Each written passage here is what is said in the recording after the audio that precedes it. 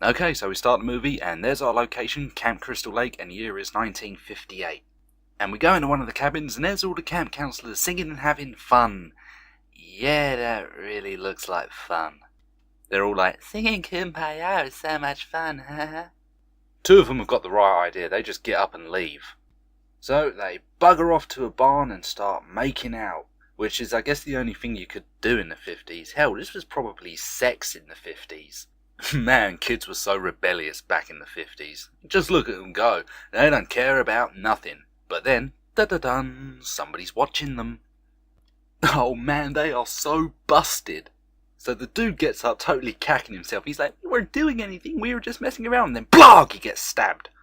Falls down like a sack of shit. He may not have been able to act, but when it comes to dying, he does a pretty okay job. Meanwhile, the bitch just starts freaking out and throwing empty boxes of air at the killer like that's gonna protect her. The killer should be like, silly bitch, your boxes cannot harm me, I'm the Juggernaut, bitch. And then we get the title, it's just white lettering that zooms in, and yeah, okay, we get a bit of glass that shatters, woo. Okay, so then the movie begins, and it says Friday, June 13th, the present, but it ain't no fucking way the present. It should say Friday, June 13th, 1980.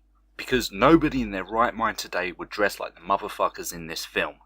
Unless you're a bunch of rednecks. Okay, then we're introduced to one of the characters, a camp counselor named Annie, and she decides to start talking to a dog. Hi, girl. Excuse me. Hi, boy. Hey, you speak English? How far is it to Camp Crystal Lake? That far, huh? Okie dokie. See you later. This is pretty much the acting in this film. Yeah. So then she goes into a diner and asks for the location of Camp Crystal Lake, and everybody in the diner looks like they've just crapped themselves. Like, this bitch serious? Or it's like, motherfucker, you best be trolling. So then we get the stereotypical American fat ass Enos, aka Anus, and he's going to give her a lift as far as he'll take her. So then they go out, and then we get to meet Crazy Ralph, who is the only decent character in this whole film, pretty much. And then he says in the stereotypical crazy-like voice, you're going to Camp Blood, ain't you? You never come back again. And then Enos is all like, get out of here, Ralph, I'm gonna kick your ass, brr!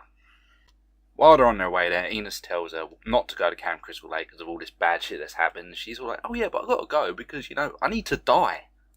Well, she doesn't say it like that, but the audience is. So then we make it to Camp Crystal Lake and we're introduced to the rest of the characters. I don't know their names, I don't care. They're all teenagers except for that dude who's got a beard and kind of looks like a dirty hippie. His name's Steve and he's pretty much got the kids there to be his bitches, so they're going to do all the dirty work, get the camp fixed up and shit. While he goes home and has a wank, I guess. I will say though that even this guy looks like a dirty hippie, this guy is fucking smart. I wish I was as smart as this motherfucker because he's got these kids doing all the dirty work and doing it on the most unluckiest day of the year. Meanwhile, we go back to Annie. She's back on foot, but she's able to get a lift from some anonymous person. We don't get to see their face.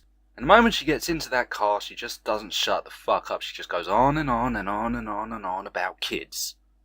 I wouldn't be surprised if this bitch drove the driver insane, because then they just go right by the turnoff for Camp Crystal Lake. So Annie freaks out and decides to jump out of a moving vehicle. That's really clever. So then the driver stops, gets out, chases Annie, corners Annie, kills her, and the whole audience fucking cheers. Well, I did. So we go back to the camp and Alice is just getting changed after they've all been swimming, and then, oh no, there's a snake in her room. So she freaks out and calls for Bill, and he starts running towards Ken like, So I'm coming to save the day. So he runs in, and then everybody's in there, and then when they find out the snake's in there, they all start spazzing out. And the snake's like, oh, fuck this shit, I don't have to put up with this. So he tries to make a break for it, and then Bill kills him. You're fucking hardcore, mate. And then in the next scene, for no logical reason, Ned's running around like an Indian with his sweatshirt made into underpants. There's a cop there, he tells the kids he's looking for Ralph, gives them the lecture, then he fucks off. Then we cut to the kitchen where Alice is putting shit away and then blah! Oh, well, there's Ralph. And he warns them that they're all doomed if they stay. And then he leaves like he's got a turd in his pants, gets on his bike, and then we never see him again. Well, until part 2 anyway. And now it's suddenly getting dark. Outside we see Jack and Marcy macking on each other while Ned, being told pleb that he is mucking about. And then he looks up to a cabin and he sees someone there, so he decides to go and investigate. And then a couple of minutes later, Jack and Marcy go into the exact same cabin. It's going to be a 4-way, alright. And now it's raining, so the rest of them are all trapped in a cabin and they're bored out of their fucking minds. But don't worry, Brenda's got an idea on how to pass the time, and what do you do when you pass the time and you're bored out of your fucking mind? You play Monopoly. Yeah, but she's putting a twist on it. They're going to play Strip Monopoly. Rah! Meanwhile, back with Jack and Marcy, they're getting it on. They're getting it on like Grandma and Grandpa do. Slow and steady wins the race, I guess. Huh? But I mean, unlike the 50s, at least this is sex. It's just really, really slow Grandma and Grandpa style sex. And oh look, they've got company, because in the bunk above them, it's Ned. And he's dead, with his nostrils flared open. Rah! Meanwhile, back at Strip Monopoly, the most exciting thing that has happened is Brenda's rolled a 6, so she gets to roll again. And the crowd goes wild. Yay. And again, back with Jack and Marcy, we get to see Marcy's boobies, and then she's got to go take a wicked dump. And meanwhile, at Strip Monopoly, Alice draws first blood by taking one of Bill's shoes. Yay. Meanwhile, Jack decides to be a naughty boy and lights up a doobie. I guess nobody's ever told him in horror films if you smoke dope, you die. And then a bit of blood drops on his head, and he looks up, and then grrr, someone grabs him from under the bed and then sticks an ice pick through his neck. What a way to go, but it's the best death in the whole film. And then we go to Marcy, and she's just made it to the outhouse in time, quickly gets in one of the cubicles, and then all you hear is...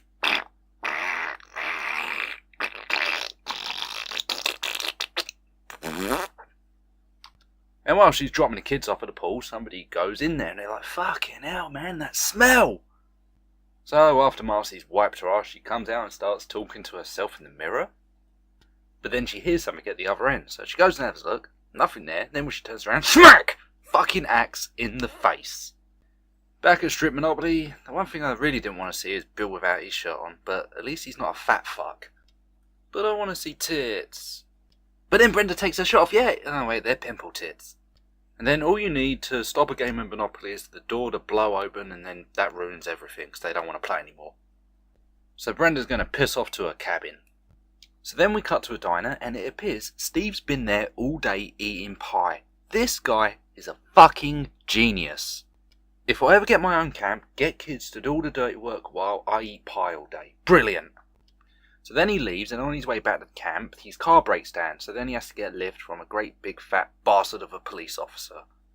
And back at camp, Brenda's in her cabin reading a book, and then somebody's calling for help. It sounds like a little kid. So Brenda goes outside in the rain in a nightgown. She makes it to the archery range. We don't see what happens, but she screams. Oh yeah, she's dead too. Some time's passed, and then Alice and Bill decide to go and investigate, find out where everyone else is. So they go into one of the cabins, and then they find a bloodied axe on one of the beds.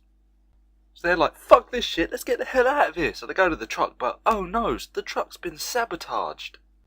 And then we go back to Steve, and he's on foot, and he's made it back to the camp, and then someone shines a light in his eye, and he's like, who's that? Oh, alright, what are you doing out in this mess? And then, grrr, he gets killed as well. And then the generator goes out, so then Bill decides that he's going to go fix it, and leaves Alice on her own. Something bad's going to happen. Alice eventually wakes up, looks around, Bill's not there, so she decides and goes and have a look for him. She goes to the generator room, he's not there. Oh wait, yeah he is, he's right there, he's hanging up on the door. And then she heads to a cabin to hide in, and then someone throws Brenda's body in there. So then she runs outside, and then she's greeted by an old lady, whose name is Mrs. Voorhees. She's an old friend of Steve's family. So they go into the cabin, and then she sees Brenda's body, and Mrs. Voorhees starts freaking out, and then tells Alice a story about how her son, Jason, drowned at the camp in the 50s. Yeah, it pretty much turns out Grandma here is the killer. And Alice is next on her hit list, but the problem is, now that we know who the killer is, it seems that Mrs. Voorhees has a real big problem trying to kill Alice. She never had a problem with everybody else, but now Alice is, because she always gets away. No matter how many times Mrs. Voorhees catches up, she gets away again. And you think after pimp smacking her over the head with a fucking frying pan it'd be over, but it's not. Because, surprise surprise, Mrs. Voorhees has found Alice at the lake, and they have a bit of a girl fight. Then Alice grabs a machete and then slices Mrs. Voorhees' head off. So it's all over, and then Alice pushes a canoe into the lake and gets into it, and then the next morning she's found by the police. Then Alice is all like, hooray, I'm saved, and then you get a shit your pants moment because someone jumps out of the lake and then pulls her in. But it turns out that that was all a dream. Or was it? And that was pretty much Friday the 13th.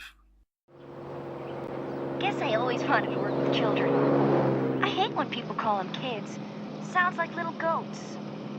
But when you've had a dream as long as I have, you'll do anything.